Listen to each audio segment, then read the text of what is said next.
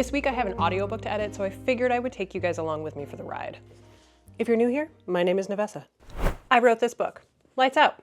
You may have seen it on the internet or in bookstores, but I also wrote this book, this book, this book, and this book. And this is the book that I'm currently working on to turn into an audiobook. This week I'm doing all the background script work, which is basically separating out all the dialogue and highlighting it for the narrators to read, so it's like really easy for them to find when they're scrolling through and they don't have to do any work themselves, other than, you know, all of the work of the voice acting. I've spent about the past 3 months on a deadline for book 2 of Lights Out, and so every other project that I had has kind of been pushed to the side while I buckled down and focused on that and getting that done. I just finished my first round of edits last week, so I turned those in, and it's with my publisher right now. They're working on their edits. I will get that back soon for another round of edits, and in between then, I didn't want to lose my edge, so I am doing some of the script work that I need to get done for the audiobook of The Kings of Kearney. This is going to be a duet style narration, which is my favorite to listen to. I know a lot of other readers enjoy listening to books that way too, so all of my future books, if I have any say in them, will all be duet narration. I am still working on booking the male narrator. I'm going after a couple of big names. We'll see if I get them. My female narrator is already booked. She's a good friend of mine. I love her to death. She's amazing. She's gonna fucking crush this.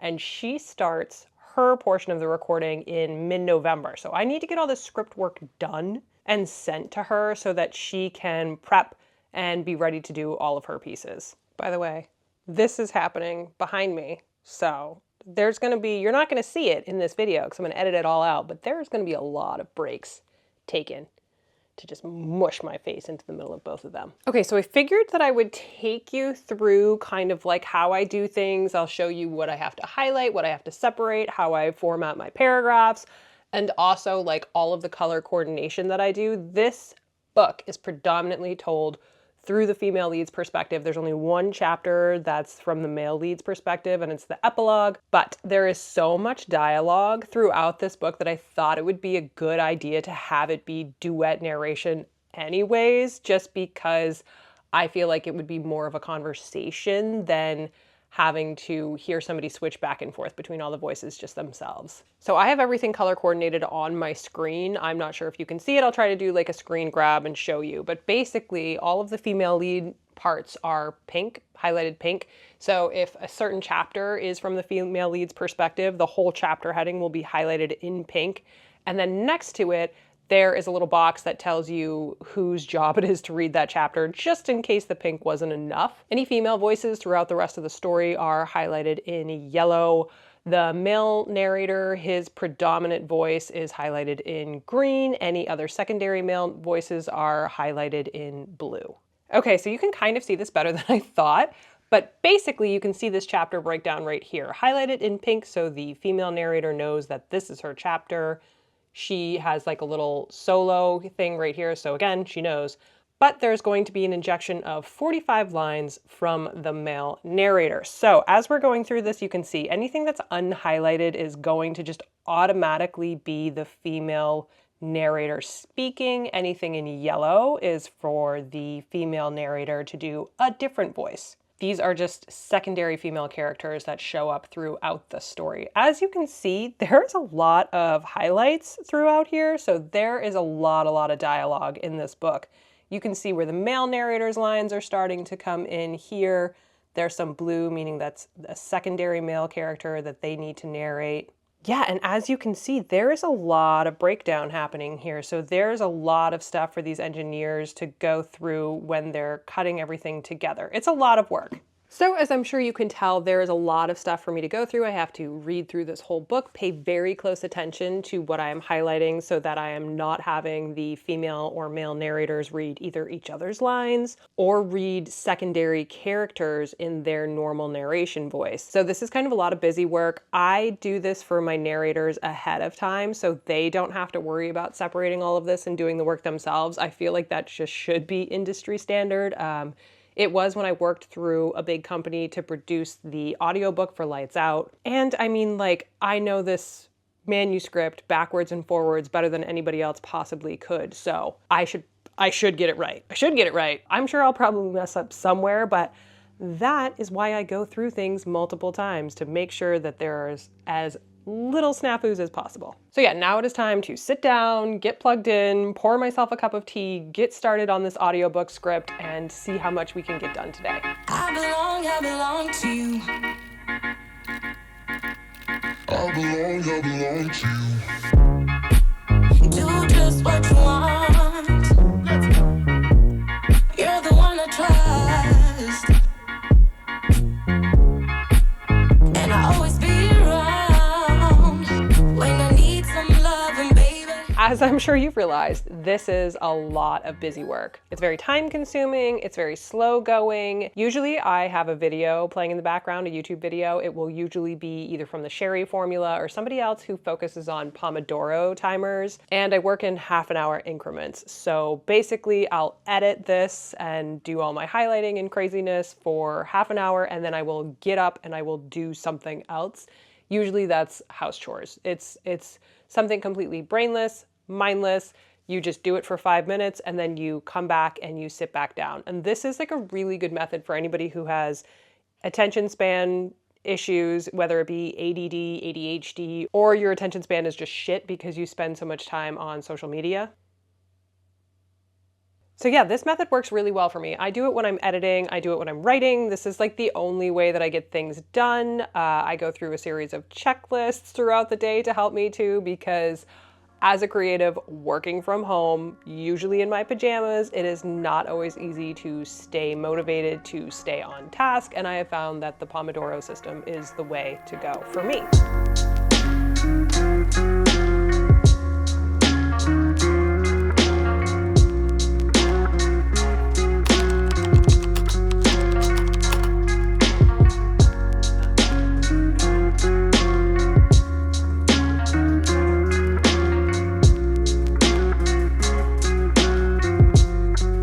Okay, my timer's gone off, so now it is time to step aside from my computer and go take a break and do something else. I'm starving, so I'm gonna make myself some breakfast. Okay, real quick first, I just wanted to stop right downstairs in the library because it's got all of its fall decor up and it's so pretty.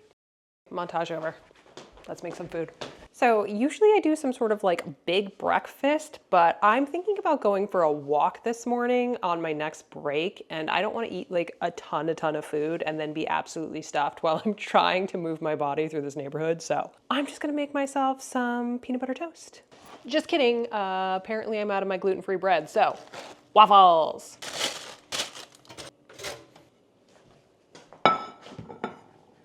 Also, we feed our youngest cat, Oliver, here on this counter because he's neurotic and he refuses to eat on the floor like a peasant. So that's his eating spot.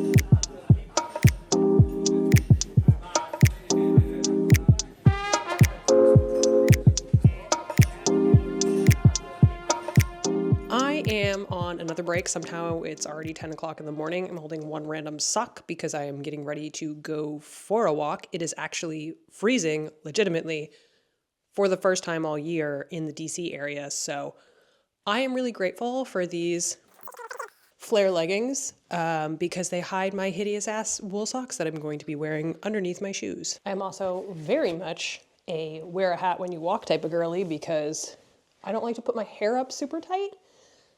And I found that this is like a way to have it still relatively loose and also keep the sun off your face at the same time, which is great because I use retinols and all sorts of stuff to fight off turning into an old hag as I near 40.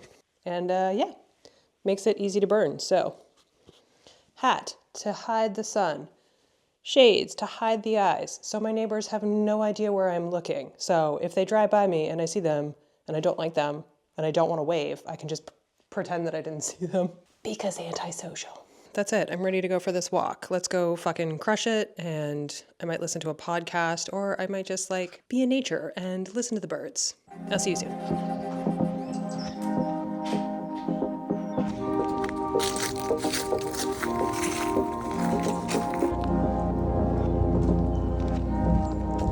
Okay, we are actually finally starting to get some fall color here, which is so nice. We're also in the middle of a drought. Like, This is usually wholly underwater. This is a whole beaver habitat in here. And yeah, it's just pretty close to dry. We could really use some rain. Also, when people say DC is a swamp, like, it actually just is a swamp. Like, most of us are built on swampland if in the surrounding area, so yeah, not just the politicians. Also the habitat. Look at that beautiful fall color. And also hear that fucking prop engine above me that's ruining the moment. Hello!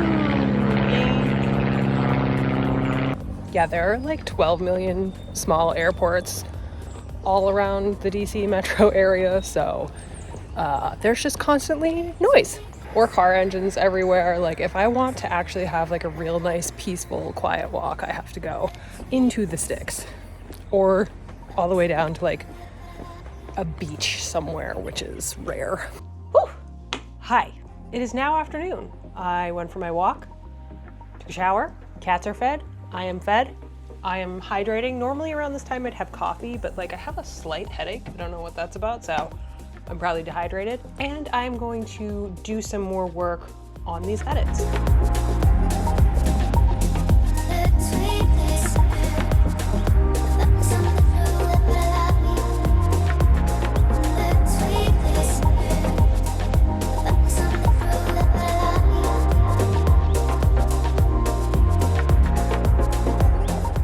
Later in the day now. It's probably like 3 o'clock in the afternoon, I think.